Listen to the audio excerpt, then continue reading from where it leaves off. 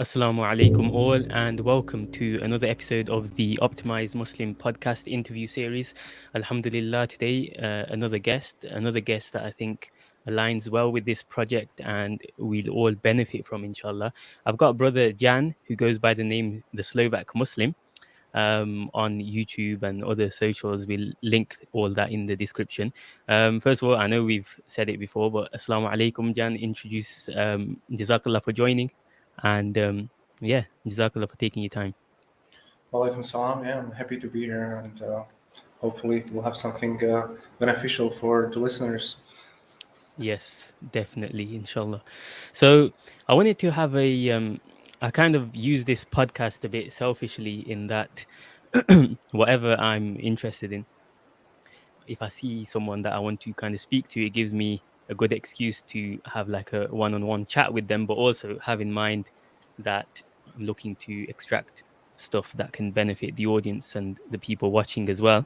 So that's how I go about this. I wanted to talk to you about your journey to Islam, but not too much on that because I know you're probably quite bored of speaking about that, perhaps. Yeah, So that's just going to be like a brief synopsis introduction, just to kind of introduce yourself to the audience. And then after that, I'm going to talk about, excuse me, da'wah, like the state of da'wah currently, um, what you think are the best methods for, because you're in a much better place. Normally, I'm just theorizing this kind of stuff, but having gone through that journey, we can definitely learn from you in terms of what you perceive to be better methods of da'wah, bringing people to Islam and stuff, and your assessment of like the current kind of situation with how online da'wah is and stuff. After that, then just probably more general questions. I've been watching, I like to binge watch the content of the guests before I have them on. So I was watching some of your videos, and I was quite interested in some of the stuff that you talk about, business as well, um, and just daily routine and stuff like that as well, like self-development related questions. So that was just to give you kind of and the audience a view of like how the interview, I'm planning for it to go, inshallah. So going into the first question, if you can just like give a brief kind of biography of yourself, up until now, and also weave into that your story of how you found Islam, and then I'll branch off from that, inshallah. Jazakallah khairan. yeah. Thank you so much. Actually, maybe a side note. I also use podcasts. I have six of them for different types of people, not just Islamic ones. So I use it for business. I actually have a podcast production company, so it's a very good way to build relationships. I agree with that. But regarding myself, so I'm 30 years old. I live in Slovakia. Just been here one day, because I lived a long time in Prague, in Czech Republic, which is like a nearby country. But anyways, I'm an entrepreneur. I have a marketing company, and I'm involved in software development companies as well. So that's my background. My business background is mostly related to B2B sales, marketing, anything about this, anything related to IT, selling sort of complex IT projects. And in terms of my kind of upbringing, I was born Christian. Slovakia is a Christian country, like 70% Catholic. Oh, well, Christian, and maybe out of that, like 80% Catholic. So I was a Catholic. And then at the age of 15, 16, I became an atheist. And then 2 year and a half ago, I think, I converted to Islam. So it's quite a long journey. Not sure I'm gonna be able to wrap it up, but I'm oftentimes giving these, telling these stories. But I'm more interested in like anything more practical I can bring to the table. That's more interesting for me. So like my story is quite boring. I was kind of like just living this atheistic, nihilistic lifestyle. Like your typical, let's say, Western person, drinking, smoking, and doing anything like that, living making money, then and just trying to then self-improve after some time. And I was stuck in sort of depression, nihilism. I didn't see any meaning in life. It was really kind of dark, and I just started researching more and kind of examining my belief system. So I just thought like atheist is the best thing to do, like that's normal to adopt, because all smart people are atheists, right? In like my mind. And then I realized, like, hold on, that's not necessarily true. Like I started to questioning my beliefs, And I realized like, oh, I actually don't know where morality comes from, or I have no idea what is right or bad, and that's kind of how I led myself to explore uh, different things. And I started out, well, the basic question, is there a God? So if I can at least get through that step, then I can build on top of it. And so several months, I researched this and talked to many people. And then once I understood there could be just one creator, which is all powerful or all knowing, he doesn't begin nor he ends, all these attributes. I sort of looked at the religions, and, I also consumed a lot of Islamic content, so it made sense that Islam is like the most compatible with this idea of God. But also, when I looked at the other religions, they didn't make sense to me, and so I just naturally started diving deeper into Islam, and after some time, I converted. So that's about it. I can go more in depth in each of these directions, but that's like a quick background. Okay, Jazakallah khair. So, what was the first kind of impulse or inkling that you had that pushed you towards Islam? Because I was I don't want to go into too much of what I've read. I mean, sorry, what I've watched, because I was watching your interview with brother Ustad Daniel Hajju um, Mhm. earlier today. I want to go into it with a bit more of like a blank slate, but I know that before you were kind of anti-Islam somewhat. But even before that, would you say what was your first kind of interaction with Islam? And then what was your first positive interaction where you thought, you know what, I want to explore this? Yeah. Well, I think people have to realize Islam is not what people look for. So Islam is the answer, but you don't start with Islam. You start with questioning some of the things in your life. So I've touched Islam in many parts of my life before. I've been to Turkey, for example. I've even met the president Erdogan. I don't know if I should say this, but I actually met the guy like 12 years ago. And I was in Turkey, I was in Ankara, I was in all these places, but I heard the Adhan. It did nothing to me, really, like literally nothing. So I wasn't never kind of interested in religion. So it depends like where you are in life, what you want. So Islam is the answer, but I can show you everything, and you don't have to see it as truth. And for someone, it's like amazing. So uh, I've touched Islam all my life in some ways, but it never was something, because like I interact with different ways of life all the time, right? Like it's sometime like in the shop or something like. So I think in terms of like when I started looking for it deeper was like after looking up these arguments for God's existence and everything like that, and diving deeper into Tawheed and the theology itself, just the basics, like really like why are Muslims doing what they are doing? Why are they so like um, let's say, not strict, but why are they more strict than Christians, for example? Why do they believe what they believe? And I think it's strange because many people fear asking me, why do you believe Islam? Like my family members, nobody has asked me until now, even today, like, why do you believe Islam? They just ask me, why don't you eat the meat? Or I tell them, but I can't tell them because it comes back to Allah. So like I have to start with like this like answering the already kind of like secondary issue in Islam. Like it doesn't matter if I eat this meat or not. If you don't understand who is Allah, it doesn't make sense. So I have to answer that question, and we don't have time for this. So how do I do this? It's always like a struggle. But I think it's just them. I'm very open. You can ask me, why do you think is Prophet Muhammad sallallahu alaihi wasallam was the last messenger? Like you can ask me all these things, and I have pretty good answers. I think so. So I think that's the foundation of a Muslim belief. Not if I eat meat or pork, or if whatever else is like an issue in Islam. I think though just if you understand like the preservation of the Quran, the last prophet, who is Allah, Tawheed, you can build on that, and you can destroy these foundations. So whatever else you bring in, I just view it as a secondary issue until you show me like where's the mistake in the Quran or something else. It doesn't phase me, that much. So I think this, if you convert to Islam with that kind of strong foundation, it's gonna be okay. Because I'm not converting because of my wife or something else. It's purely based off like reasons I've chosen, and this strong foundation. So if you want to attack Islam, let's say, and kind of undermine my belief, you have to go really to the basics. Like, it's not going to be enough to tell me like why did Prophet had 9 wives or something. Like, those are stupid questions. They're very easily to answer. But so I think that's kind of bringing it back to the Quran and Sunnah, and stuff Yeah. like that. Jazakallah. And I think that gives you a strong foundation. I know that's Yeah. part of like the go rap da'wah method as well, where obviously by and large most of the questions that we Muslims will encounter are going to be these kind of hot topic touch points, either whatever's kind of doing the rounds in the media, like halal slaughter and the so-called inhumane nature of that, or due to like the gynocentric kind of society, something to do with women's rights or something, right?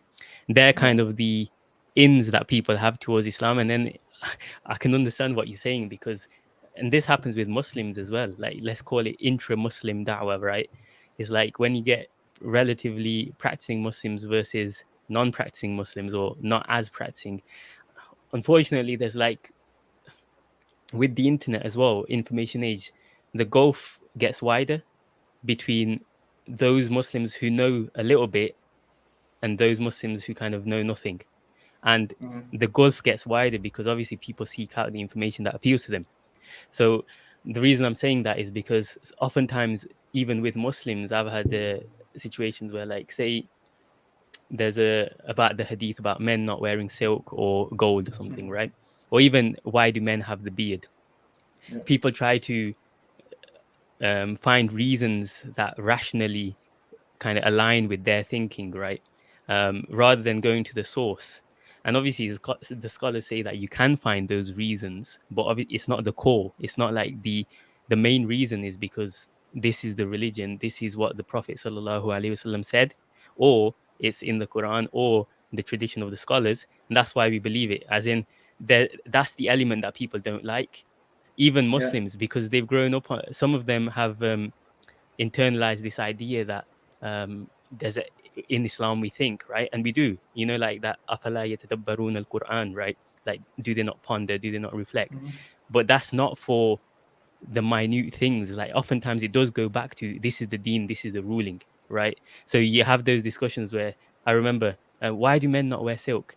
And it's like what you said, when you try and do the answer of like, that's not the question, they think that you're avoiding the question, or you're trying to be smart, or you're just talking your way out of it, when that's the actual answer. Because then they'll come up with reasons like, oh, it's feminine, and then you like, that might get you through your current phase in terms of like intellectually satisfying you, but then you're essentially limiting it to a culture, because what's seen as feminine now, or what's seen as feminine a few hundred years ago, might not be seen as feminine in another culture, right? So essentially you're limiting the scope of the argument. But again, it's like it's that constant, you have to wrestle with this, because it's going to happen again and again. So anyway, went off on a little tangent there, but that's what I mean. This is more like of a discussion, so I just wanted to bounce these ideas off you as well. No, I agree with that. Like, I actually think it's like a trap, because once you start answering something, then there's always another issue, there's always another thing, and it's never gonna be enough. Like, you can go crazy like that. So it's not effective. It doesn't work, and it's just better to, uh, you know, uh, base, just going back, yeah, with the go method or something like that, which is quite tricky because it's like a complex thing you have to present. So it's just, I don't know, I haven't found the best way to convey the message quickly or like effectively still. But I just know, like, once you start answering these things, you're kind of falling into the trap, because you're answering. So this works in sales and business as well. Like, whoever's answering is like being sold to, and so that's, you're kind of being sold that you have to justify your belief when the other person has a belief system as well. Maybe they don't realize it, but you should kind of, yeah, the submission part is difficult, right? Because you use your intellect and everything, but essentially once you get to the point that Allah is not all knowing, then anything that comes from the source is the truth. And obviously you're a limited human being, so you can't possibly know everything. You will have a bias, everyone does. So you just have to kind of align with what Allah and the Prophet says. Like it's pretty simple. And so, yeah, whenever I try to look at the rulings, I just try to go by the consensus or something like that. And I'm not perfect. I've been a Muslim only for a year and almost like few months. So I'm still trying to get there. But anytime I'm kind of making a decision, it's not what I want. I'm trying to look at like, okay, what's probably where's the, let's say, uh, where do the scholars agree or whatever is happening, and that's where I'm going with. So the beard. I mean, I have like this. Some Asian people have it, but also like I don't have much beard on me, so I would grow it. But there's certain things. Yeah, I think people should realize like Islam is submission, but you can use your reason and intellect to establish that Allah exists and all these things. Like, but once you get there, that's when it ends, because you want. It's not about logic anymore. The unseen is unseen for a reason. It's not seen by the Mm. logic or your intellect. It's beyond. Mm. Yeah, Jazakallah khair. Um, it's funny you mentioned the beard. I think you shouldn't necessarily mention it because obviously husnudan and we have a good opinion.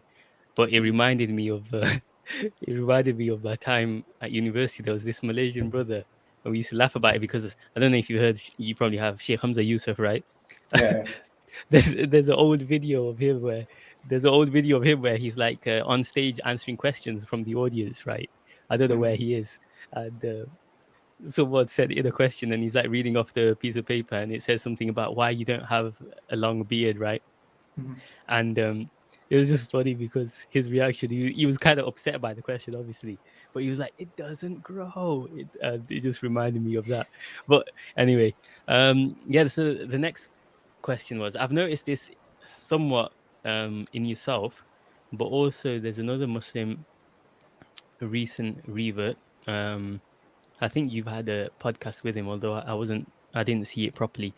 He's part of the Three Muslims podcast. Um, Angel. Yeah. Yeah, Angle. And he had a big kind of self-development YouTube channel. And I Mhm. had actually seen some of his content before he came to Islam. Um, and I was just thinking, this whole self-development path, I think it does potentially open up people towards Islam in that it opens up people towards spirituality in general, which is like a whole lot, which can be a mess because most people will choose to go down the, like you mentioned, the I'm spiritual but I don't believe in God kind of whatever gives them the most so-called freedom, right? Or they'll go into weird and wacky beliefs, whatever gives them a sense of purpose. But I think it does open people up because they're generally of people who have a growth mindset, they're more receptive to kind of learning new things, and they're they're more accepting of different ideas and viewpoints. Have you Well, found you, that? you know what it is? It's mostly like when you start self improving, you realize, like, oh, there's a limit on my freedom. For example, I lost 25 kilograms, right?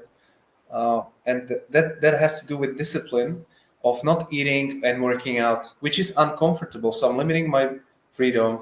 I'm limiting the amount of food or whatever, and I'm actually creating this stress on me to work out. Why am I doing this? Well, I have this long-term goal of doing this, right? And so once you start getting into this is just one example, but anything like that, when you realize like, oh, actually life is about like putting boundaries and limits on yourself. That's when the improvement happens in any area, business, physical, whatever. And so Angel did the same thing. I think he realized like, oh, by putting restrictions on yourself, you're actually getting to the freedom part that people want, because you're no longer kind of like just let's say I want to eat this burger, I'm just going to eat it. Well, once you have this self-improvement mindset, you want to eat this burger, but you first have this filtering process. Well, it's going to make me fat. Okay, I have to do this, then I have to work out, or so there's different layers. And once you become a Muslim, there's another layer. What does Allah says about it? Like, what's Islam? So every decision you make goes through this process. If you don't have Allah and if you don't have this self-improvement, then you're just kind of doing whatever you want. Like, you're just kind of like chaotic. You're being like completely indulged in the dunya, right? And that's not Hmm. healthy. Like, you're being, you don't even know I lived that life, so I know it's a complete mess. Just like doing this, doing that, whatever you want. It's very tricky. it's very self-destructive. So when you reach this point of self-destruction, whether physically or psychologically, you realize, oh, I have to improve, I have to lose weight, or I have to get better, I have to stop drinking alcohol, I have to stop, hanging out with the other gender, whatever. And then you start doing this, but you still reach the point of like, why am I doing it?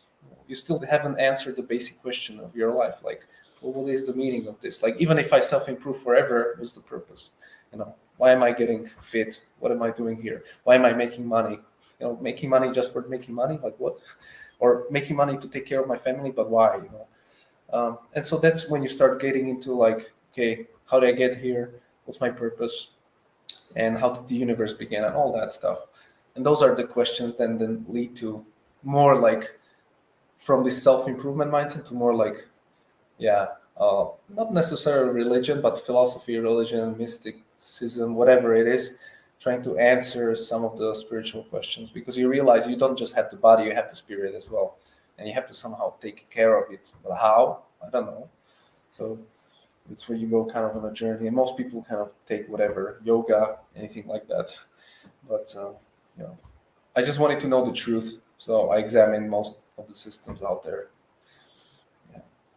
And I think obviously another core question behind like this whole project is supposed to be about self-development, and oftentimes I'll post like Ustad Daniel Haju's videos or things like debunking some of the common criticisms of Islam, or like some of the damaging mindsets that Muslims can adopt. And the reason I do that, even though it's not strictly like, oh, this isn't about how to lose weight or like improving your mindset to, that kind of stuff, but it's more important because it's all about frame. So like the way I can describe it is, if you've got a Muslim who's kind of a cultural Muslim and they've not gone through that discovery process of learning the deen and like wrestling with themselves in terms of why they want to believe it, then ultimately their confidence is affected. Their everyday kind of level of confidence in terms of their identity. So Yeah. that's like, for me, that's like the core of self-development, in terms of like, if you've not even got like a confident frame where like you're going out in the world in a non-Muslim country, right? Think about it, like you're learning the deen, or in terms of like you've gone into the deen like that. And the same goes for a lot of these other du'at who like invite people to Islam. And people often say like, oh, how come it's reverts that generally you're more on it and stuff like that? That's the reason, because they've gone through that learning process, which not a lot of born Muslims necessarily might not go through, right? And the reason why it's important for self-development is because if you don't have that frame, it affects your overall level of confidence in who you are. So then everything else is built on like a faulty foundation. So it's like, how they talk about you're in sales, right? So even in sales, they talk about like how you have to have that frame. You can't enter the other person's frame. And then even psychology and pickup and stuff like that, they talk about the same thing. Like you have to have a strong frame and maintain your frame in this situation. And if you apply that to a Muslim in everyday life, it's like, say, if you're in the office environment, someone asks about Islam, the one who doesn't have a strong frame there, and they're like, oh, you know what, and they just mutter under their breath like, oh, each to their own, and they're kind of like looking to change the subject. For me, that person can't be like a proper, okay, that person can't be like a proud and practicing Muslim, because they lose that frame. Obviously somewhat dependent on their personality, intro, extra, or the rest of it, but that underlying idea that I feel like, you having gone through that journey, you carry that with you wherever you go. Do you Yeah, agree? but you have to be. Yeah, I agree with that. Like that's like the foundation. Like I think that's the most important thing in my life, because I feel like very strongly about what I believe. I don't think like I don't know what can shook my belief at this point, but I mean maybe something how to build up. But basically, yeah. But you have to be smart about it, like realizing who you're talking to. Like if I'm around, like all my family is not Muslim, they don't have this framework. I can't go there and start, telling them something from my perspective where I've gone. It's very deep. They are just on the surface. Like I have to get to their level and just try to push them to where I am, with smart Dawah. I have more time with them, years. It's not like I have to do it now. It's more like but living by example. With the other people, it's more like being strong on what you believe, but also like realizing you are surrounded by fitna here, and like these people they don't have this idea that you have this compass. Like you have to kind of you have to adjust. It's tricky here. Yeah, But yeah, I agree. Like you have to have a foundation. You can't compromise. yeah, But yeah, like I was yesterday. I had a wedding. My cousin had a wedding, and there was a vegan girlfriend of my cousin, and she was asking me about halal and stuff. And I'm like, yeah, halal, it's all that. And she was like, vegans are, because we don't eat animals because they suffer or something like that. But I think halal is better than regular meat, let's say. really. But still, it's a murder, and stuff. And I'm like, and I said like, yeah, that's fine. I don't have a problem with murdering animals, by the way. Like it just has to be done in the right order. So my problem is not. And by the way, your morality, where does it come from? This idea that animal is suffering? What? You're an atheist? She actually said she's an atheist. I didn't have time to go through a Exactly. lengthy discussion, but it's just, it's funny to discuss these things with the different types of people who Mm. believe different things. But yeah, that's what it is. Yeah, I was more speaking about it from the perspective of like just the deep level of confidence that it gives you, and then it gives you the ability to carry your faith with I repeat this Yeah, I often. think I'm actually more harder on like Muslims than on non-Muslims. Like when I see Muslims who are like sliding away or who are trying to be nice or something and compromise some of the things in Islam. Especially, for example, we have this problem with hadith rejectors or whatever. Like people just take some of the sunnah and they just disregard it. Like, subhanAllah, what are you doing here? Like, I'm more strict on them because I know they have some level of knowledge already. They Yeah, shouldn't be doing this. yeah, But with the other guys, I'm not that strict. yeah, and it's just that I want to try and get people or Muslims to have that same feeling of like, not necessarily that you know all the answers. Like you said, No, yeah. even if you're a Muslim for 1.5 years, we're born Muslims. We're still on a path, right? Even if you've studied 10 years, it never ends, right? Not that you necessarily know all the answers, but that you have the confidence that the answers are there, and it's just a matter of going and finding them if you need to. And the way, because I've experienced it, I went to like a majority non-Muslim school when I was younger, and the first kind of sense of that I got was in religious education classes, and the level of confidence that I had just from basic Dr. Zakir Naik videos, because obviously I Mhm. was 14, 15, right? And I was always somewhat extroverted and whatnot, but in terms of when the teacher would ask a question, she'd say something about Islam and then be like, "Isn't that right, Adil?" Or isn't that? And then I used to just go into like some speech like Dr. Zakir Naik from what I've seen. And the Nice. thing is, everything was different in terms of most kids in that situation. They're the only Muslim. Okay, if you want to get really like analytical, people will say it's personality and stuff, but like it's that frame that it gives you, it's that level of confidence that it gives you, and that you only get that through learning and finding out the answers and being able to communicate it in a certain way. And then so it kind of shapes you, then that gives you a sense of confidence in life in general, and then you can build onto that, whether it's health, fitness, making money, finances, getting married, everything, because you have like a strong core, you have like a strong set of foundational beliefs, like why people run to people like Jordan Peterson and stuff. It's that kind of idea. Yeah, I mean, look, this is like the most important thing because, I mean, subhanAllah, just yesterday we've got like a news somebody died in the family, like in a motorbike accident. Like a guy who's like 30 years old. He's not like a close family member, but we've met, and it was just like a shock. We came home and it's just like, okay, this person's dead in a motorbike crash, and it's just like that's what it is. Like it can go quickly. Like you can die at any moment.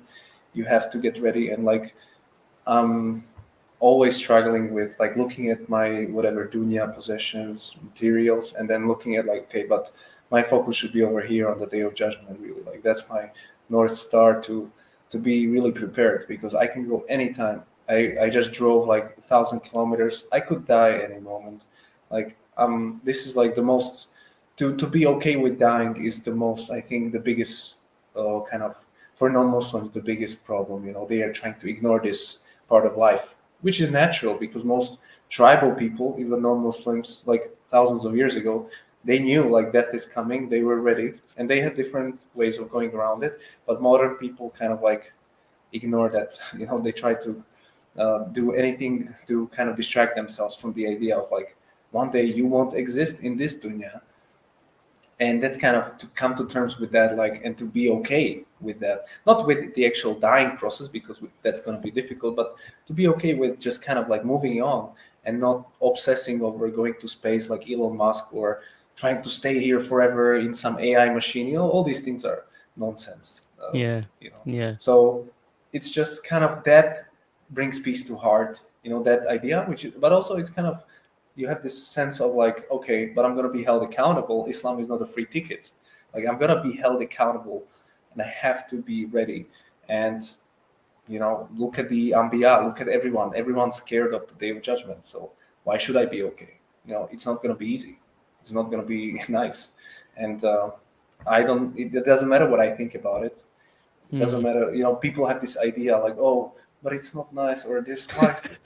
I don't care what it is. You know, like, this is the truth. Like, just get to it, or don't accept it, or whatever. But like, if I know this is the truth, then what are you doing here? You can ignore Yeah. it for what, 50 years maybe. Mm. You're still gonna die, by the way. So you Yeah. better get to it. You know? There's that meme, isn't it? Like, fiqh doesn't fiqh doesn't care about your feelings.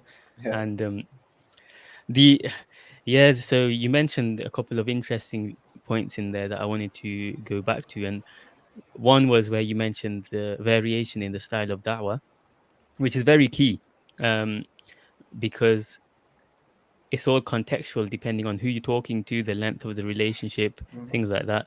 Um, and in everyday life, we have an appreciation for that. It's like, I think they say, like, even in business, like, depending on the length of the perceived relationship, is like you can expect a certain response. Because if someone expects like short-term interaction from you and they're never going to do business with you again, the likelihood that they might do something unethical or dishonest goes massively higher, compared to if someone thinks, you know what, we're entering into like a 20-year potential partnership.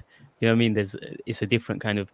So bringing that to the da'wah, um, I had a video ages ago, like 3 years ago, called Dawah 1.0, Dawah 2.0. And the whole premise behind that is 1.0 is like Speaker's Corner. Is like when you're standing on a street and you're doing physical da'wah, and there's a place for that, nothing wrong with that. And there's a role for that in our society, community, right? But essentially, it's a whole different skill set, and it's aimed towards, I would say, the lesser percentage of people who are into like the intellectual side of things, of Mhm. rationally justifying things. And it's like short term, you have to get their attention. You know what, the sales tactics of like, oh, I like your jacket that you're wearing, can you come here for a chat? You know, and then go through the go rap method. That's one. And then the second one is lifestyle da'wah, like you said. And from my experience, I feel like lifestyle da'wah is a lot more powerful, because lifestyle da'wah, there's more riding on it. And I think the reason why Muslims run away from it, and they think that da'wah is just for like select few people that preach on the streets, is because lifestyle da'wah, you have to put your money where your mouth is, so to speak, as in you have to be living it for it to be effective, right? And the example I give is like in the office, for example. um Unfortunately, so I worked in an office where there were quite a few Muslims, and that was by design. I wanted to work in an environment that was at least kind of welcoming of Muslims and stuff. But then, unfortunately, you get to see this intra-Muslim kind of issues of like one guy dressing up as Santa Claus whilst he's Muslim, and then you're completely not taking part, and then the non-Muslims are like, oh, but why is such and such doing it? It kind of gives you even more of a predicament to deal with. But Mhm. getting back to the point, it's like, unfortunately, because the culture is the same films, same food, same topics of discussion, same like, oh, let's not talk about religion because it's uncomfortable. Let's stay within the speech corridor. They only see you as the same. You're basically just a brown version of them, right? I'm speaking from like a Mhm. Pakistani perspective. You're a brown version of them, and they're fine with it. And then even if you have some particular quality that is because of your deep study of the tasawwuf, right? That you've managed to control your anger or something, unfortunately, because you've not made it visible, and because you've not made Islam as like the explanation for that, people will just put it to your personality. Like, oh, he's a laid back, kind of nice guy, kind of thing. Instead of thinking how, the heyday people say of Muslims, that people used to go to Muslims thinking he'll treat me right. Instead of thinking, yeah, this guy, he'll be able to deal with it because he's a Muslim, right? They Mhm. just think, oh, he's like into stoicism or something. You know what I mean? Like that's his philosophy. And I feel like we as Muslims, we need to step up. Some of us like try and be that guy, like with the right intention of like doing lifestyle da'wah, because you yeah, I'll pass it over to you to just share your thoughts on that, and then I'll ask a specific question. Yeah, I have one interesting idea that I didn't think about before. So, like, I look at it as like sales in business. I'm talking about selling to other businesses, so not to consumers, but like between businesses. Anytime I was doing that, I was trained many times. First, like 7 years ago, 8 years ago, and it's always the same method. It's similar to Go Rap, but it's different.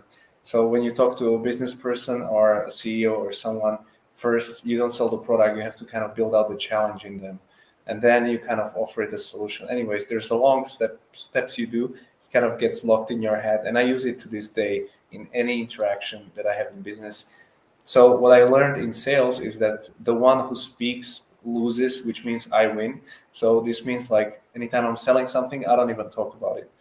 I just anytime at the end they are ready to buy it. And that's the highest level of sales you can get to, where you don't even have to talk. Because the person who overly sells, that's like a annoying car salesman. That's like a typical meme, but that's not real salespeople. Real salespeople who are making like millions of dollars, they are very smart. They uncover your challenges you don't even know you have, and they just kind of at the end give you this medicine, but that's it. And they let you speak, and they can work with you in wherever you are. If you're aggressive, they'll be like, it's really about psychology, and this is what I learned. Like anytime I'm selling, even today, I just kind of like start asking them like, okay, how's business going right now? How many, I don't know, new customers per month are you getting? If they are not answering, I'm trying to give them some examples. They hold on to something. I try to go deeper, and I just stayed with them in their pain for about half an hour, just digging through it, like just making them realize this is painful. I'm not even mentioning what I'm doing, just kind of drilling into them. And that's like takes years to develop. But similar with Dawah, it's like you can't just say Islam, like this is what Islam says, like no one cares. It's a medicine, but they don't even know they have a problem. So you have to go back, like, all right, how do I know that? So you have different types of dawah, as you said. Like you have intro-Muslim dawah, let's say, that's a different one. That's more for like, okay, this is for scholars mostly. Like you need to like really go to the scholars because we're dealing with things which are fiqh or something like that. It's not like an easy whatever dawah.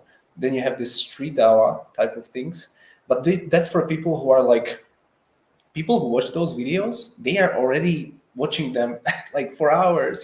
These people are crazy. They are usually Christians or some type of, and this is like 2% of overall population. Like who Less than is that. interested? Yeah, like who's watching these type of videos? I started watching them once I became really, really interested in Islam. But in the beginning, this was not on my list. Like I don't care who, if Jesus is Son of God or not Son of God.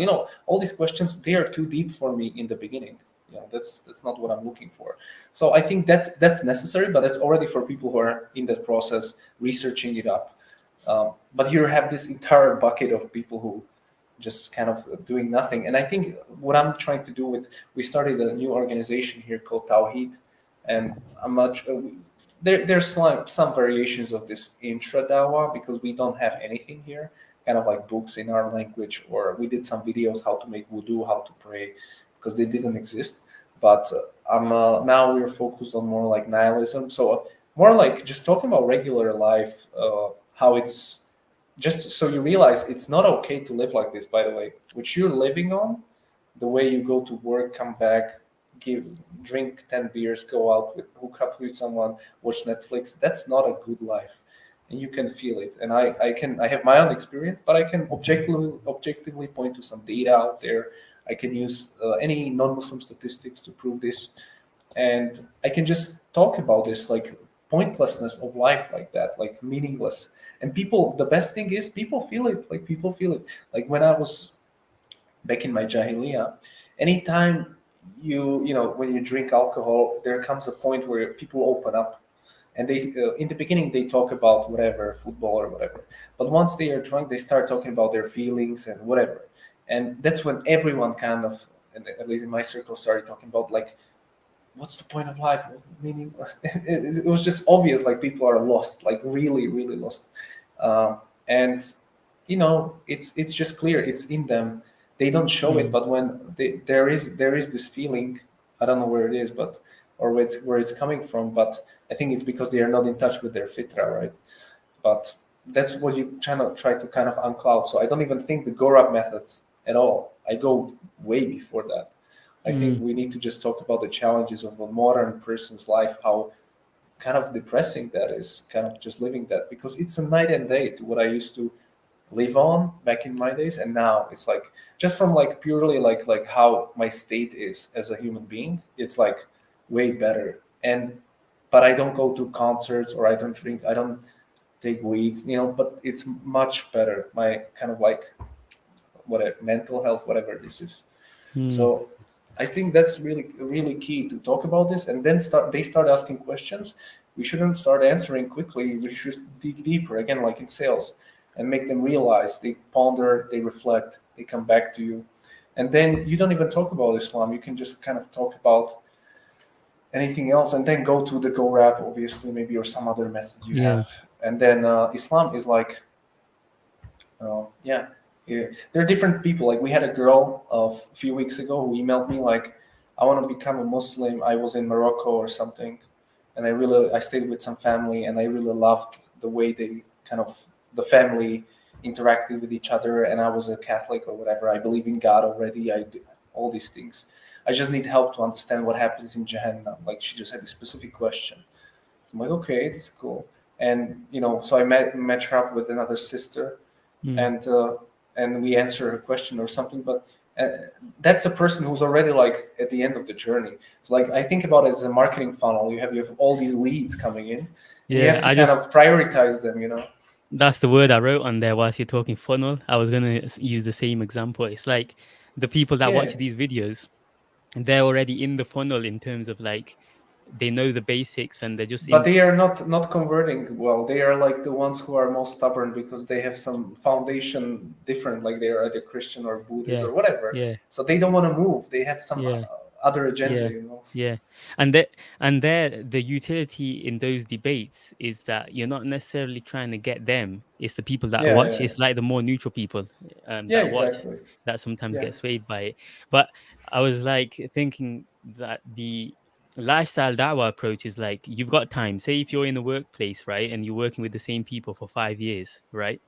Mhm. Sooner or later they're going to see you go through different emotional transitions that are that come in day-to-day working life, right? You might be stressed, you might have a tight deadline, you might have a client that's shouting at you on the phone. All these are, you're not doing it because you're showing that you're Muslim. This should be natural to you. That's what that's what I'm trying to say. But what I'm saying is that over time people should be able to spot, and then the ones whose fitra calls them, because you're not just going around randomly like thinking like randomly telling people a hadith and like just Mhm. before there's even any kind of inkling from them. But it's more so, I was listening to that blogging theology podcast recently with Sheikh Shadi, and he was talking about it as well, this same concept about appealing to people's emotional kind of void, or like the soul, like the when people are Mhm. on their search to kind of fill that void in their soul, right? And that's what kind of opens up more opportunities for da'wah in terms of lifestyle da'wah, because then they're already looking and they'll pick up certain things. Like everybody else, when they get an annoying client, they start effing and jeffing on the phone, and you can tell that they're flustered and like they have a tight deadline or their job might be in danger or whatever. They react this way. This person, he's got a different disposition or she's got a different disposition. Why is that kind of thing? And then say like when they talk to you over time, you'll be able to say certain things because it's natural to you. Like they're your own mental tattoos. Like, oh, did you know we've got this hadith, or basically we have this belief that we have that everything for Muslims good, and it's like Mm. if something harmful, like in like the real world sense, something that's apparently harmful happens to you, you get rewarded for being patient. And if something that's overtly good in the real world happens to you, alhamdulillah, is good, and you also get rewarded for being patient in that situation. Little things like that that would kind of sow the seed. And it shows that your belief system is not because you've been studying Marcus Aurelius, it's because you have this foundational belief system of Islam. So that's where like the lifestyle da'wah is most in my experience. That's what I've found, because that kind of has more of an appeal to people's soul, and it's like a emotional transference. So like people Mm. pick up on like the overall vibe. I don't want to get too airy fairy. I don't want to get too into that zone of like vibes and stuff. But essentially, it is because your mindset is like a core belief that you've accepted in your mind that kind of translates into your day-to-day conduct, essentially. Because if your mindset is things like based on that hadith about things being good and having patience and being rewarded, that translates into real world action. And that's an attractive kind of countercultural quality to have in this day and age. So that's what I was Mm. referring to when I say stuff like the lifestyle da'wah element, um, in terms of Yeah. piquing people's interest. No, I agree. I agree. It's just I think with family it's slightly even different because like yesterday I was doing wudu during the wedding as a Mm, random guy, and my grandfather was standing behind me. He didn't get it. Like, what's you doing? And I'm just like, I'm gonna pray. You know, I need to pray 5 times a day. He's like, you're still doing that? Like, yeah. And he's just seeing like this guy is really like on it still. Like even in the middle of the wedding, like I just get up and go. He's like, what? Why? And my mom was like very sad. Like, why are you doing this? I'm like, Mom, I told you, you already know about Islam. She knows everything, but she just does. It didn't click for her. Like, no, this is really what I'm doing. Like, I'm not doing 5 times a day when I want to do it or whatever. Like I'm just doing it. This is the bare minimum. Like, maybe they are looking at it like this guy is really extreme, but in a Muslim world, this is a bare minimum praying 5 times a day. I'm not even doing anything crazy on top of it, Like mm, this is nothing. This yeah, is basically your foundation. But it's just funny, and this takes years, like to tell them. Like I bought a property in my country, like a land, and I said like, yeah, like what about mortgage or something? I said like no mortgage, it's riba free. Which did you know like as a Muslim I can't get any loans or anything like riba related, so I can have like usury or whatever. So I just made a lot of money and bought a land. And it's like, you know, they, it's like interesting. Some things in Islam are really interesting because they answer like all the problems in society. Like we have a lot of people in debt here. A lot of people own money to stupid loan providers or something. So that's like, there's a lot of solutions in Islam we're not presenting, but you yeah, know, I'm just still in the beginning. We'll see where it takes me. yeah, This. yeah. That's a good example of what I was talking about, definitely, because essentially you're embodying a solution for a problem that people have, and people just pick up on it slowly over But even time. Muslims are okay with riba. Like I know many Muslims who say we live in a non-Muslim land, so it's okay to do like this and that. I'm Yeah, like, well, what's the scholarly consensus on that? I know there's one fatwa or something, but that's not for you. That's yeah, for the refugees. So, why? I yeah, know like how Muslims think when they want to go around the deen, yeah, but and there are many excuses. And I'm not saying like, oh, you are the worst person or whatever. But yeah, like, I know some. This is the correct thing, and whatever you want to do it. I'm not gonna tell you but I'm yeah, just gonna tell you this is the correct thing, and you know, whatever you do with that information, it's on you. It's not on yeah. me. because people start going into the minorities, as in, But I'm not gonna be like you have to do this. You know, I understand you have maybe difficult situation, you have maybe some like I don't know your life. You know, like you're in different place. Like I'm very lucky. I have different life than dif- other people. You know, so I know if you have like 3 kids, you have like husband who left you or something. Like people have difficult lives. You know, so yeah, yeah, it's exactly. you know, And that's not what we're saying when we talk about the general rules. I know in the UK, I was quite surprised to learn, but I learned recently that quite a predominant opinion of the scholars. Um, actually, I don't know whether I should go into that because obviously then there's like is that you can get a mortgage for the house that you live in, but other than that, well, you the can't. UK is completely different than what we have here. So anything that Yeah, happens in the UK should be directed to UK Muslims, and yeah, exactly. yeah, And the other thing was that what you said about exception is that when you mentioned the general rule is the general rule. It's like the obligation of Hajj, right? It's the yeah, general obligation, but in terms of there's um there's a criteria in terms of if you hmm don't fill that, you don't have to do Hajj, right? And that's the specific circumstance. But in terms of Hajj, no one has an issue with it. But when you start talking about other things like let's say women going into the workforce, right, instead of focusing on the family, everyone starts having this kind of allergic reaction. What about the female gynecologist? What about the female dentist or doctors or whatever? And you're like, what about the single mother with 3 kids? And you're like, that's the general rule, as in you don't need to go to the exceptions with everyone. It's like inherent in what you're saying. But I feel like we have a different reaction because think about it, it's the same concept with something like Hajj or with something like even Zakat. You have to have a minimum amount before you pay it. But when you say the obligation of zakat or hajj, no one says, what about the single mother that only has this much money? You're saying they have to. No, it's just a general reminder that's in our deen. You know what I mean? There's that element into it as well. yeah. Okay, Like you can even eat pork if you want. If you're dying, you know that's a exactly. condition. Yeah, So you can in Islam everything is contextual. I realize like everything is contextual. So what yeah. depending on your context, that's how Islam But fits. you You know, go, if you're in a desert and you only see pig and you're about to die, you probably should eat it, right? Which is not going to happen in pig in the desert. But most 99% of 90% of the world should not eat it. But anyway, so like everything has its own rulings. You know. yeah. But it doesn't take away from what you, in terms of when you're speaking about the general rulings that apply to everyone, Yeah. you don't have to keep mentioning like the, oh, let's not even talk about that because there's exceptional cases. No, they're exceptions for a reason. You know what I mean? So anyway, so wow, it's been like 50 over 50 minutes. So alhamdulillah, that was quite a deep kind of discussion. I think on we touched on a lot of topics in terms of da'wah.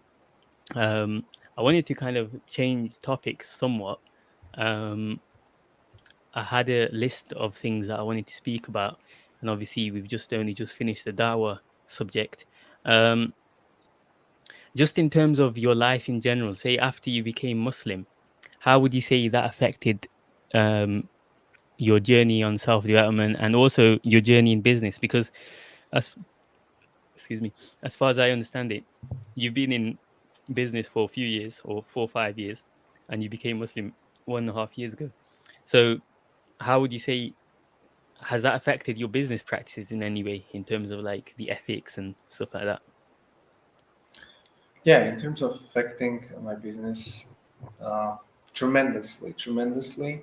Basically, like I can tell you, maybe just 2 years, 2.5 years ago, I was completely broke. Even though I was like owning my company, like I was not making any money. I was like broke, and just like last week, I bought like a huge land, which I'm not gonna mention anything, but like I'm in a completely different world now, and it's all from Alhamdulillah.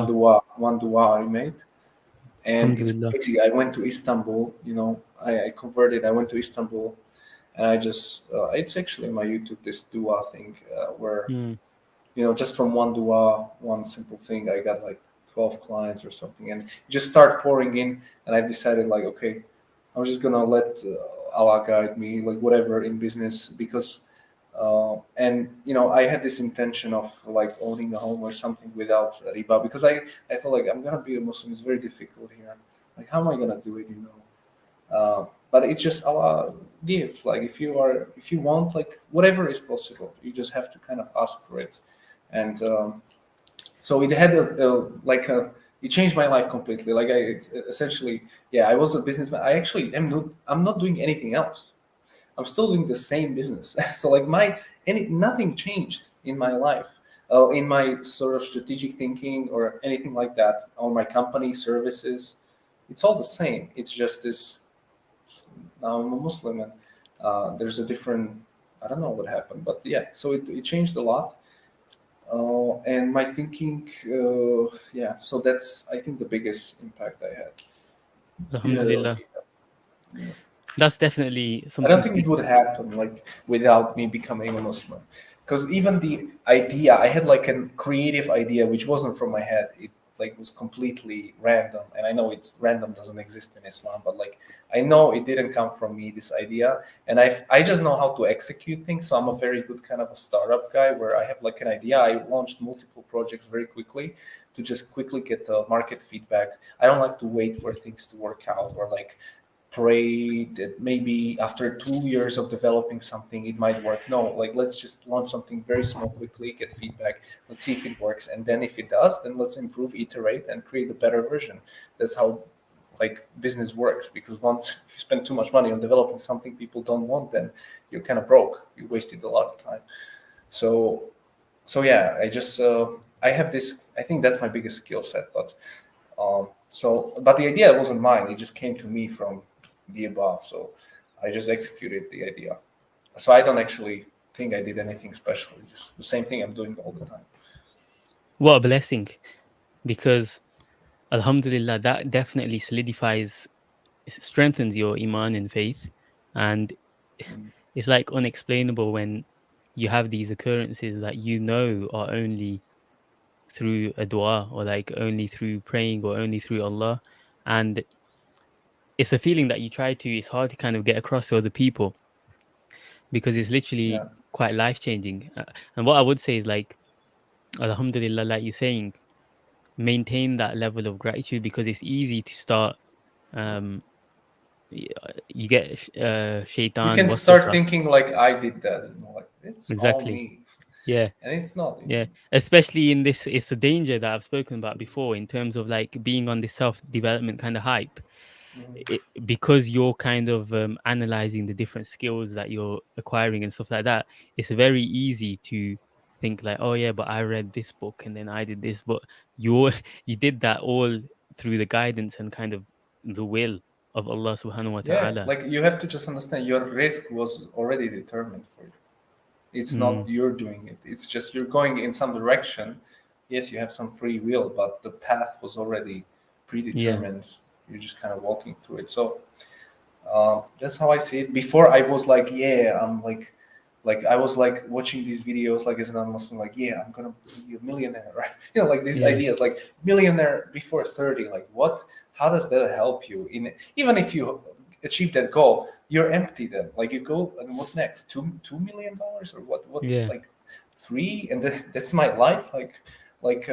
Just such a shallow goal to Yeah. have this mindset and just like I don't know. I used to be that guy who was like hyped up by all these Mm, things, and I just look at it now. Whenever I watch a video like from some guru or something, it's just laughable to me right now. It's really laughable. Like, oh, I used to believe this, or I used to like think he's like, even though they may be successful like in some area, whatever, but like what are they calling towards?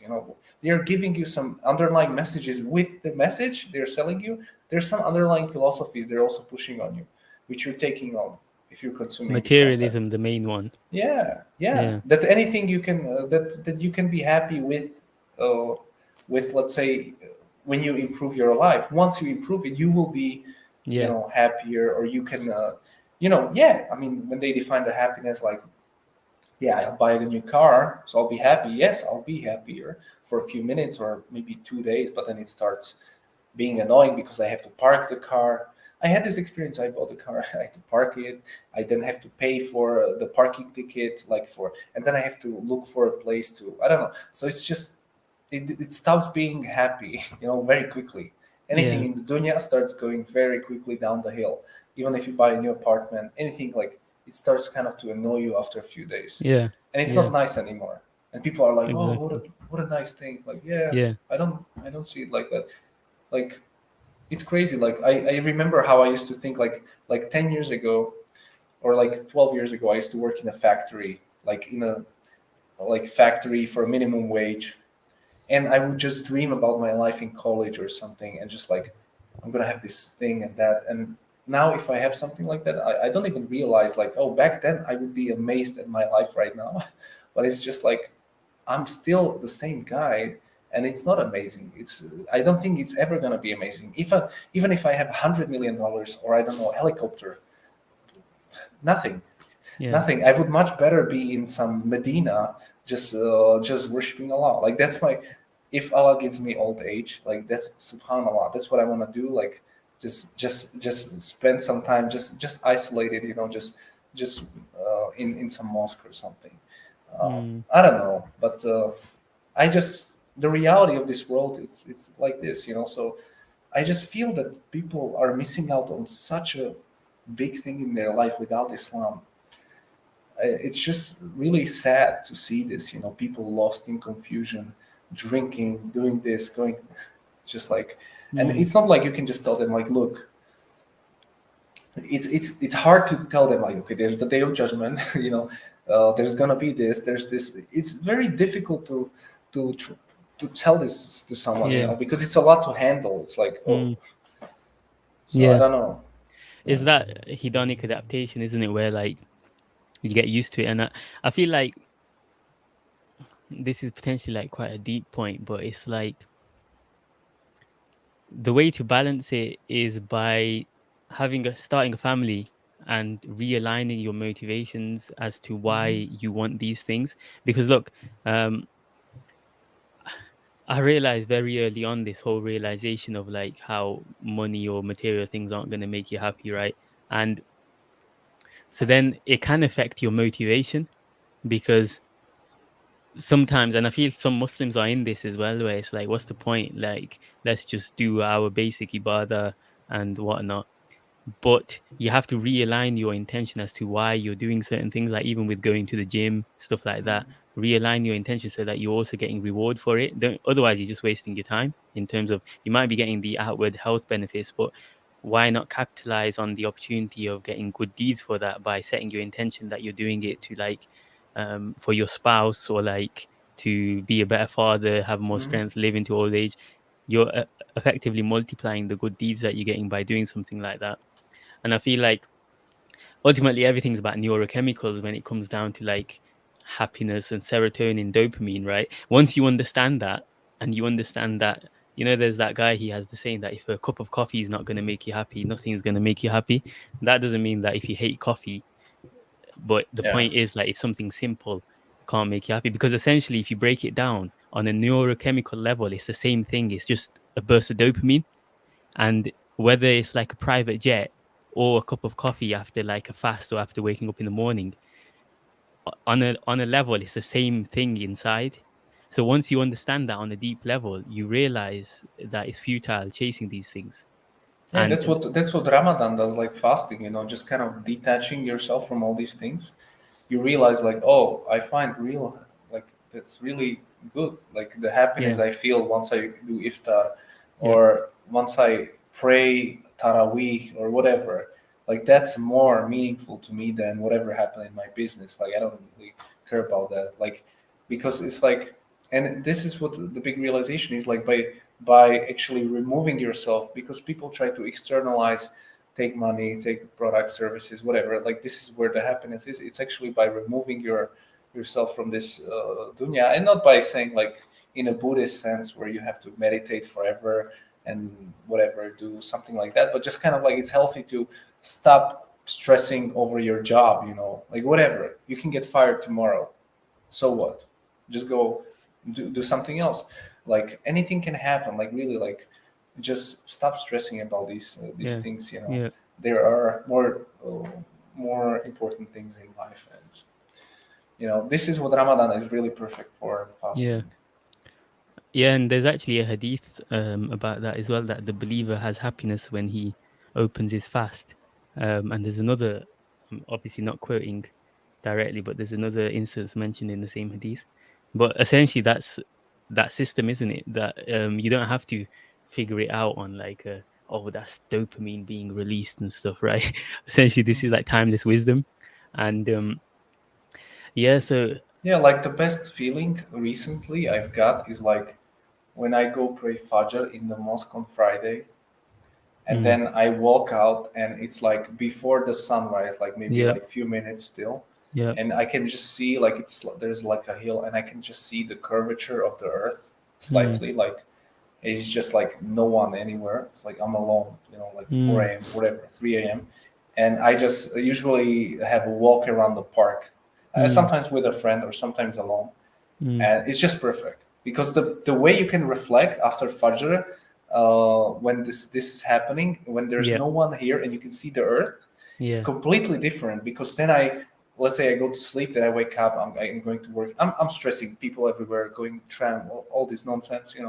It's not possible to just kind of stop and look at it, but after that it's like perfect. And these this is not like you don't have to do this, this is not far or whatever, but it's like I just think like we should move beyond this halal haram stuff and just get a better understanding of like the more you come closer to Deen, to Allah, it's better for you. It's better. It's gonna mm, be better. It's all these additional acts of worship.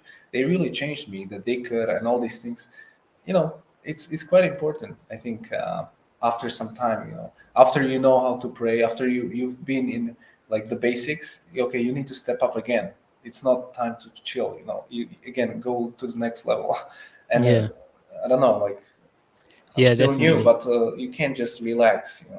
yeah, I think because that's when you stagnate and you kind of just like I don't know, don't improve. And I think you should yeah, improve in Islam and also in your, let's say, dunya, whatever yeah. things.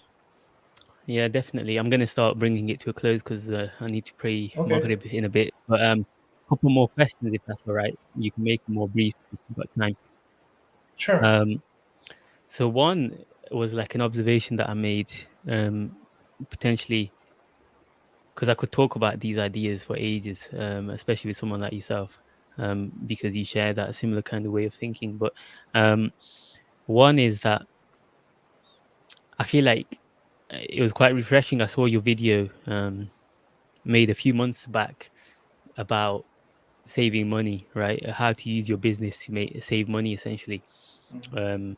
generate money essentially, and then stack it. And the reason why that was refreshing is because you've reverted to Islam relatively recently, 1.5 years, um, but you've not done what is sometimes tempting to a lot of reverts, which is like, you know what, I'm about to go and live in a cave now, on the hill, and like give up the dunya and stuff. Again, not saying anything necessarily inherently wrong with that, but I feel like there's a tendency, not just for reverts, but people who rediscover Islam, let's say in university or something, they go all in. Sometimes that even goes towards like the extreme sides, right? I feel like, speak on how you were able to retain that as in like a Muslim, but you're using that to kind of optimize your life in general. And it's not like, oh, I'm a Muslim now and it's time to like spend 5 years just in solitude Yeah. kind of thing. You know what I mean? Yeah, it depends how you look at it. Maybe my idea is that um, the better I can improve whatever my life, the more people I can help, or the more resources I can have for the ummah, or anything like that. So it's like in a plane, when you have the mask, oxygen, you have to put it on yourself first and then on the others. And I'm not saying like I'm gonna, I don't know where the end is or whether I have a limit or what the amount of revenue I want to achieve or whatever it is like that. But I just have I have like one of my best friends is Algerian in Prague. We used to hang out every day, and he's also like kind of at the same level of entrepreneurship with me, and he has multiple properties, and he's also kind of in a similar mindset as me. And there's a couple of other brothers who are a lot of Muslim friends of mine are entrepreneurs. So I had this kind of like surrounding. I had a good like ummah around me in my local city where I converted. So it was good for me to get their perspective as well. and Yeah. they explaining as well, like, this is not for the dunya, we're not doing it because of this. I'm sending money to my family in Algeria, I'm building a school, I'm doing this, and I can do so many things. You can do your dawah in Slovak or whatever.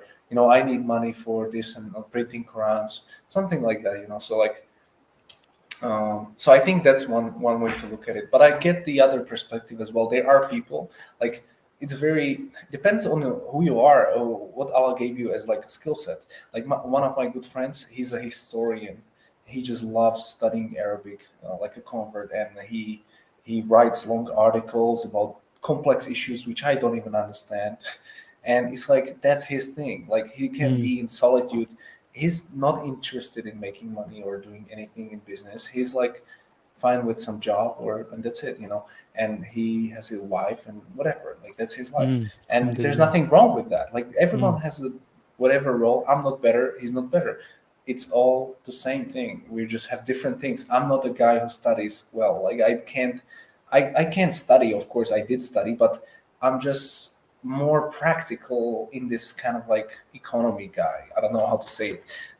I just like to be more creative and stuff. But some people are not like that. Everyone has a different inclination, Mm. and I respect all of this. And we need people who know good Arabic. We need people who can translate the hadiths.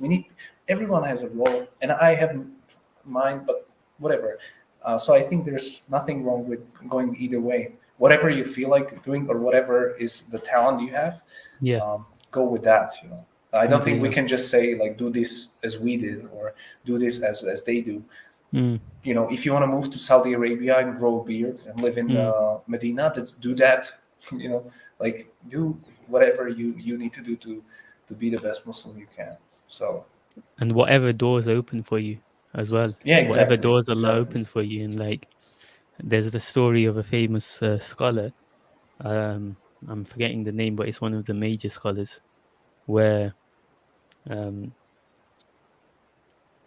there was like an ascetic person that said to him like, you wear these nice clothes and you go out and you sit in public and you give these dars and stuff, right? Do you not think it would be better if you gave all that up and just studied?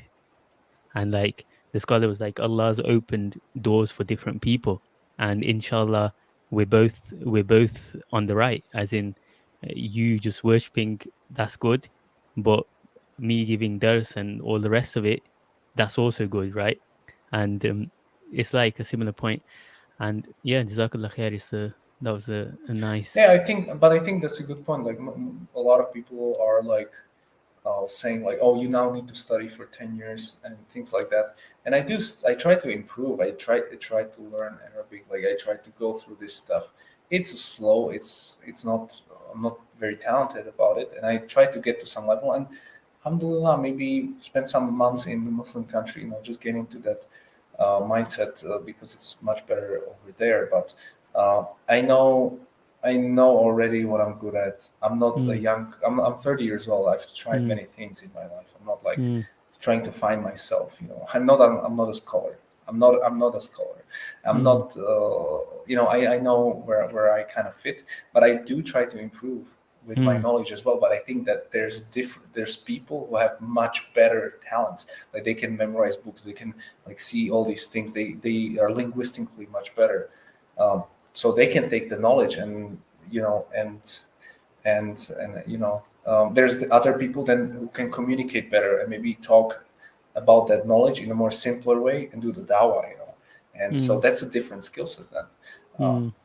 so like that. I don't think every Muslim now has to become like a scholar. That's unrealistic. Yeah, Because like but we people should have to always. go to work, and Yeah, do all this exactly. stuff. Yeah, and you realize this has been like a ever. This has always been a problem for people on the Deen, and I say problem, I mean like it's been something to think about, because there's even the story of um, Abu Hanifa, who it was someone he was working in the market, and because he was involved in kind of trading and stuff, um, trading the old-fashioned way before someone thinks it was like stocks, Yeah. stockbroker. But and then there was a someone who commented on him saying that I think you've got a good mind and you should study more, right? And it was that encouragement that made him pursue studying and become who he was.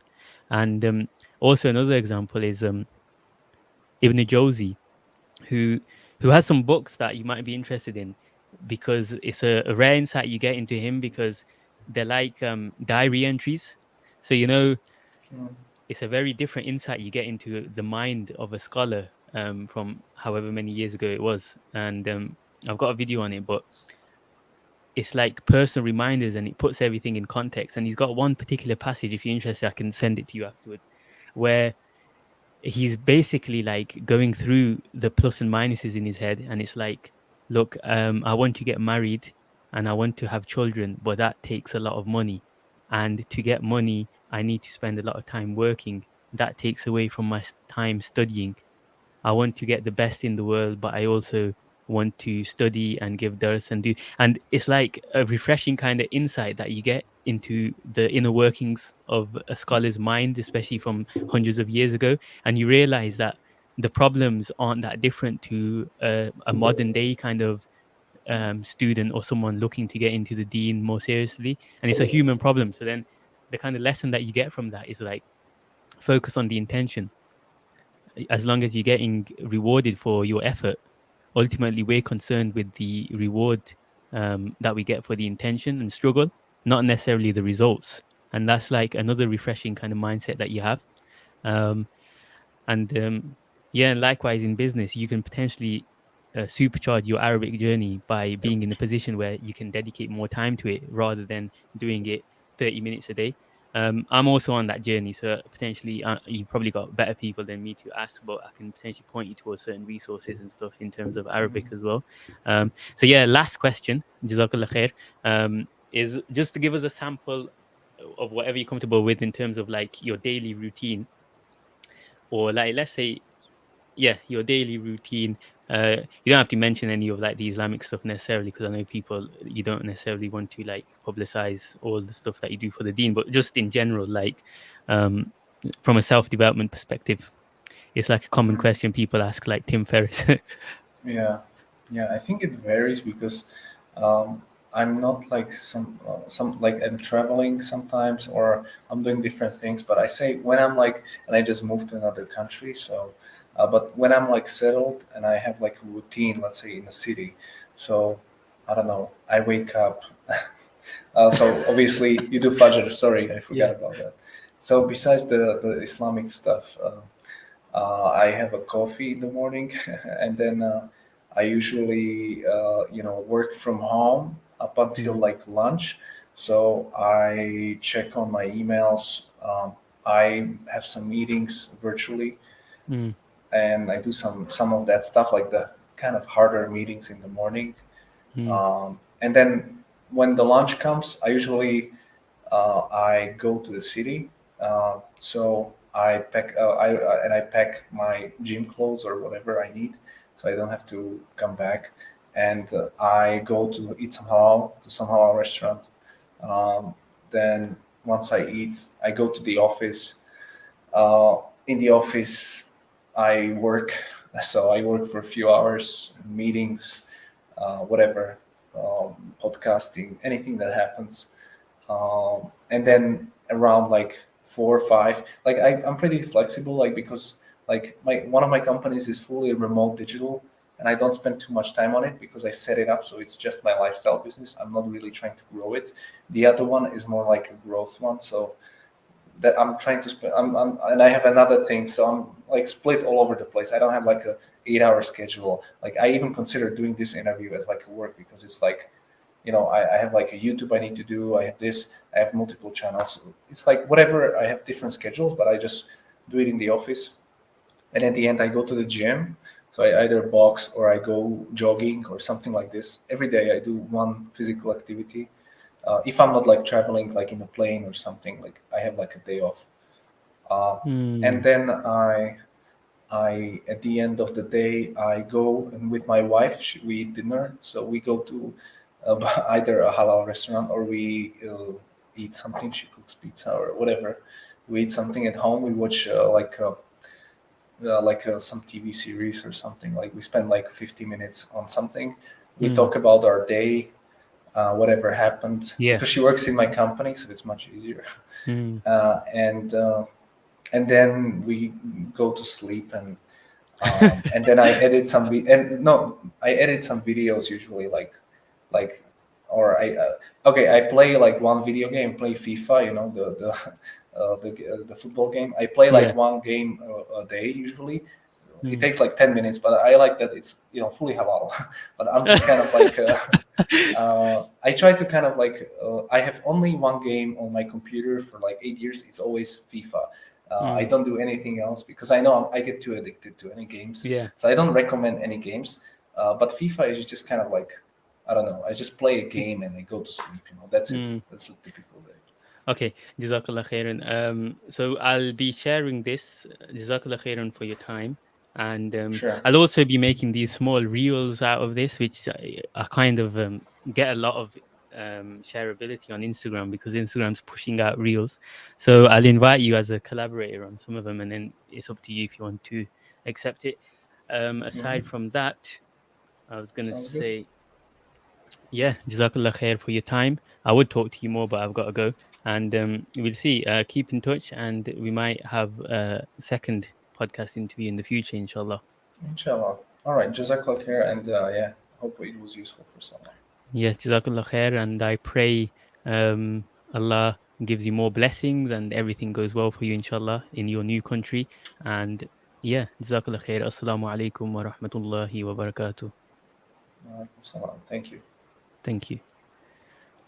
بسم الله الرحمن الرحيم